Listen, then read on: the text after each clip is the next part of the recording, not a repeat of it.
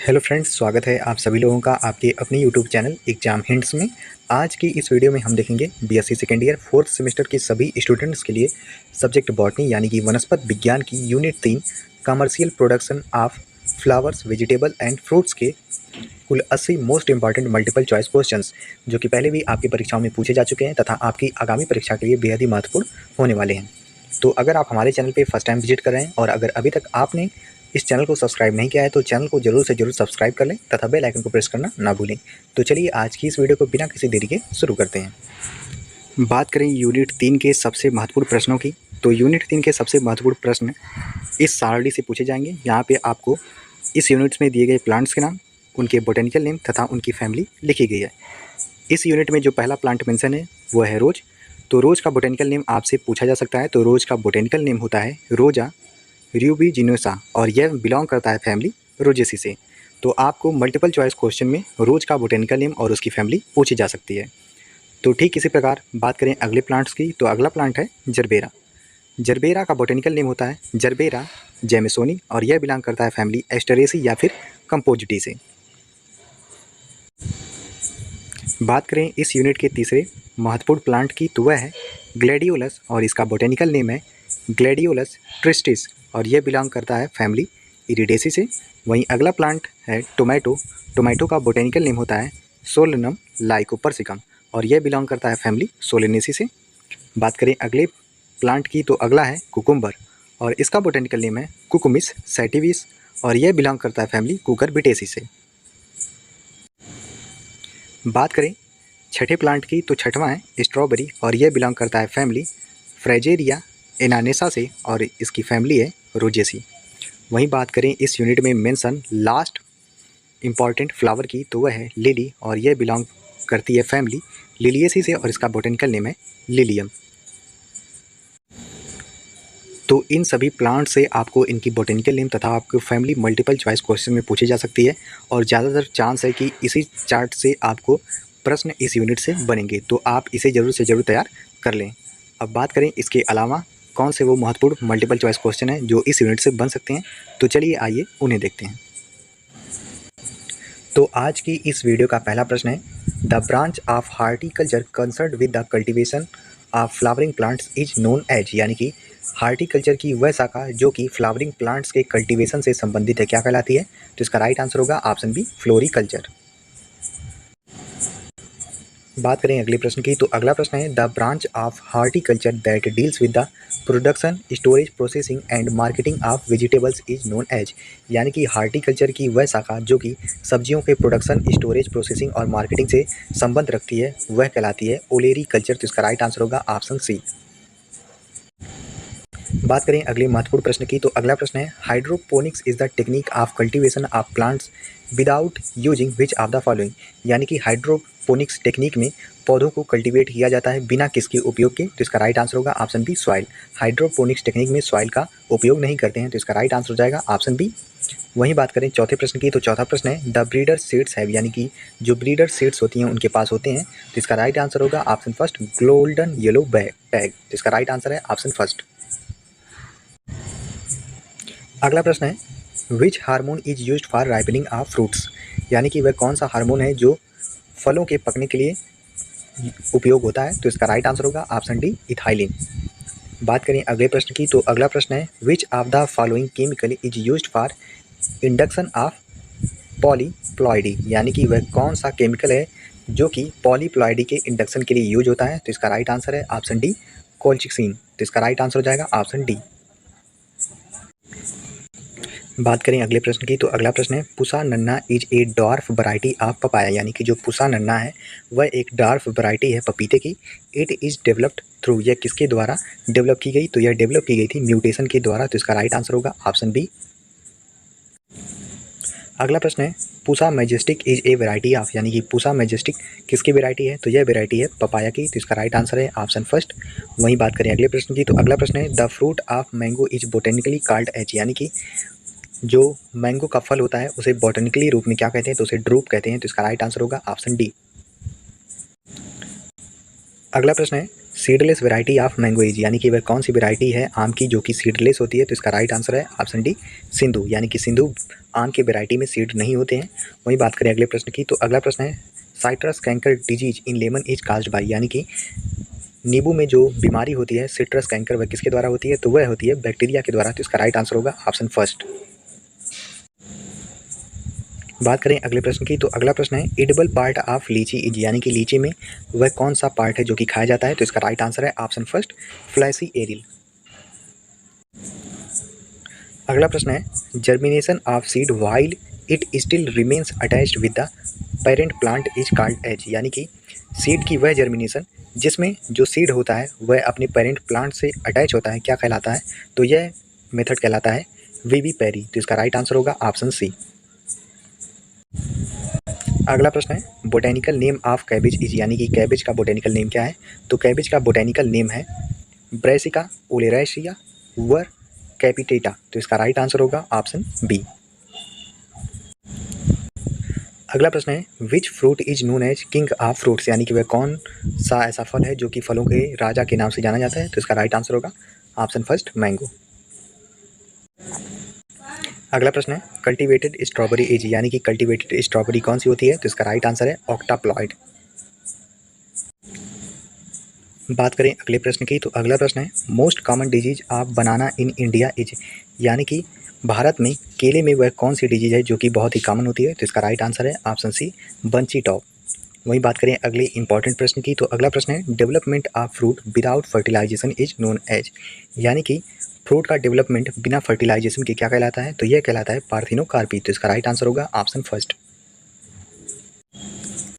अगला प्रश्न है फ्लॉइडी लेवल ऑफ बनाना इज, यानी कि बनाना में कौन सी फ्लॉइडी लेवल होती है? तो इसका राइट आंसर है ऑप्शन बी 3n। वहीं अगला प्रश्न है fruit type of pine Apple is, यानी कि पाइन एप्पल में किस तरह का फल पाया जाता है? तो इसका राइट आंसर है ऑप्शन सी सोरोरिस टाइप का फ्रूट पाइन एप्पल में पाया जाता है। तो इसका राइट आंसर होगा ऑप्शन सी। अगला प्रश्न है pungency in the taste of radish is due to which volatile compound, यानी कि रेडिश में जो पंजेंसी टेस्ट पाया जाता है वह किस वोलाटाइल कंपाउंड के द्वारा होता है? तो इसका राइट आंसर है ऑप्शन बी आइसोथियोसाइनेट्स के द्वारा। तो इसका राइट आंसर जाएगा ऑप्शन बी। अगला प्रश्न है persistent calyx are found in vegetables belonging to family, यानी कि सब्जियों में जो परसिस्टेंट कैलिक्स पाया जाता है वह किस फैमिली से बिलोंग करते हैं? तो वह बिलोंग करते हैं सोलेनेसी फैमिली से। तो इसका राइट आंसर होगा ऑप्शन बी। अगला प्रश्न है botanical name of lady finger is, यानी कि लेडी फिंगर का बोटेनिकल नेम क्या है? तो लेडी फिंगर का बोटेनिकल नेम है एबेलमॉस्कस एस्कुलेंटस। तो इसका राइट आंसर होगा ऑप्शन डी। वहीं बात करें अगले प्रश्न की, तो अगला प्रश्न है फैमिली ऑफ स्ट्रॉबेरी इज, यानी कि स्ट्रॉबेरी किस फैमिली से बिलोंग करता है? तो यह बिलोंग करता है रोजेसी फैमिली से। तो इसका राइट आंसर होगा ऑप्शन फर्स्ट। अगला प्रश्न है central arid zone research institute is located at, यानी कि central arid zone research institute कहाँ पर स्थित है? तो यह स्थित है जोधपुर में। तो इसका राइट आंसर होगा ऑप्शन फर्स्ट। वहीं अगला प्रश्न है सेंट्रल पोटैटो रिसर्च इंस्टीट्यूट जिसे CPRI के नाम से जानते हैं वह कहाँ पर स्थित है? तो यह स्थित है शिमला में। तो इसका राइट आंसर होगा ऑप्शन बी। अगला प्रश्न है the branch of botany dealing with the studies of fruits and their cultivation is called as, यानी कि वनस्पत विज्ञान की वह शाखा जो कि फलों की स्टडी और उसके कल्टीवेशन से संबंध रखती है वह क्या कहलाती है? तो वह कहलाती है पोमोलॉजी। तो इसका राइट आंसर होगा ऑप्शन बी। वहीं बात करें अगले प्रश्न की, तो अगला प्रश्न है which is not the cultivated varieties of रोज, यानी कि वह कौन सी रोज की वेराइटी है जो कि कल्टिवेट नहीं की जाती है? तो इसका राइट आंसर है ऑप्शन डी पूसा लर्मा। बात करें अगले महत्वपूर्ण प्रश्न की, तो अगला प्रश्न है which flowering crop is commonly known as queen of bulbous flower crops, यानी कि वह कौन सी फ्लावरिंग क्रॉप है जो कि queen of bulbous flower crops के नाम से जानी जाती है? तो वह है ग्लैडियोलस। तो इसका राइट आंसर होगा ऑप्शन फर्स्ट।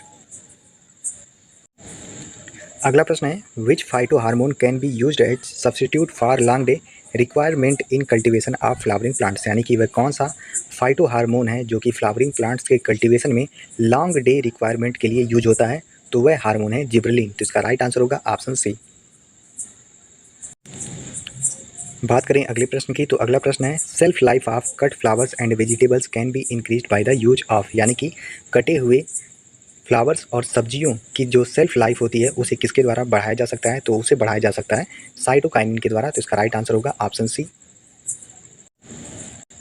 अगला प्रश्न है which commercially cultivated varieties of gladiolus has red coloured flowers, यानी कि वह कौन सी कमर्शियल कल्टिवेटेड वेराइटी है ग्लेडियोलस की जिसके पास रेड कलर के फ्लावर होते हैं। तो इसका राइट आंसर है ऑप्शन डी, ब्लैक प्रिंस। बात करें अगले महत्वपूर्ण प्रश्न की, तो अगला प्रश्न है greenhouses are a type of, यानी कि जो ग्रीन हाउस होता है वह एक प्रकार का क्या है।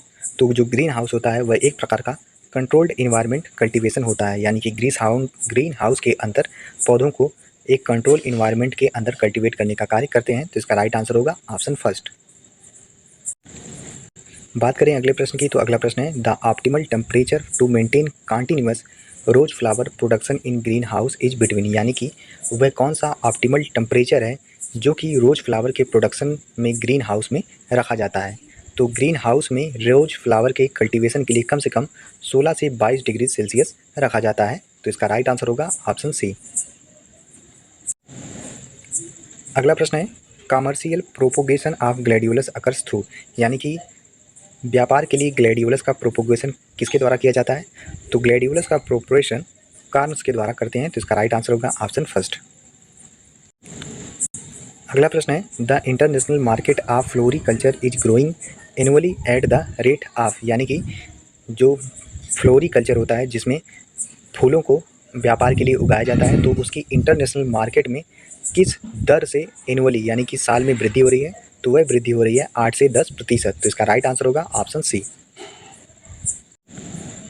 अगला प्रश्न है Autumn Gold variety of gladiolus has, यानी कि जो एटुमन गोल्ड वेराइटी ग्लैडियोलस की होती है उसके पास ऑरेंज कलर्ड फ्लावर्स होते हैं। तो इसका राइट आंसर होगा ऑप्शन फर्स्ट।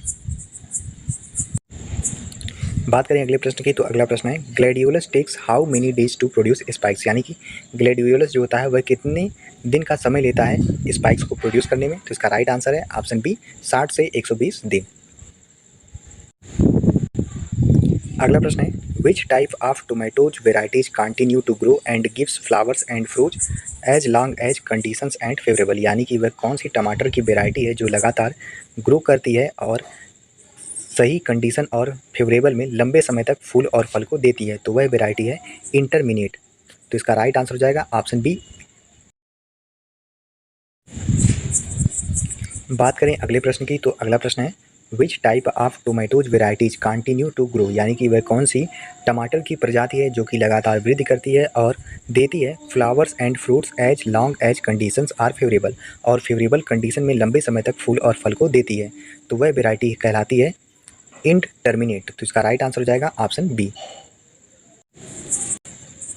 बात करें अगले प्रश्न की, तो अगला प्रश्न है which is not the commercially important floriculture crop, यानी कि निम्नलिखित में से कौन एक महत्वपूर्ण व्यापारिक फ्लोरिकल्चर क्रॉप नहीं है। तो इसका राइट आंसर है ऑप्शन डी, बोगनवेलिया।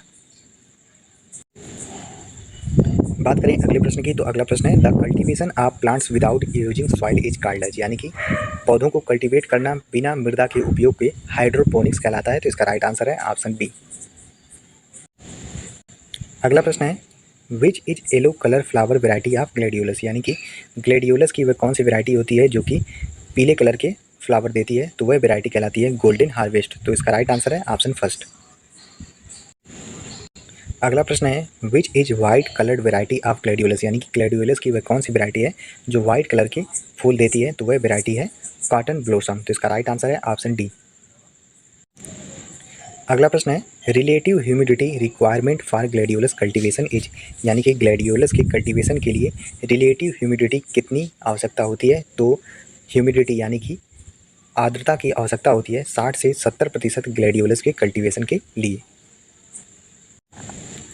अगला प्रश्न है pH of soil of gladiolus cultivation should be, यानी कि ग्लैडियोलस के कल्टीवेशन के लिए मिट्टी का पीएच कितना होना चाहिए।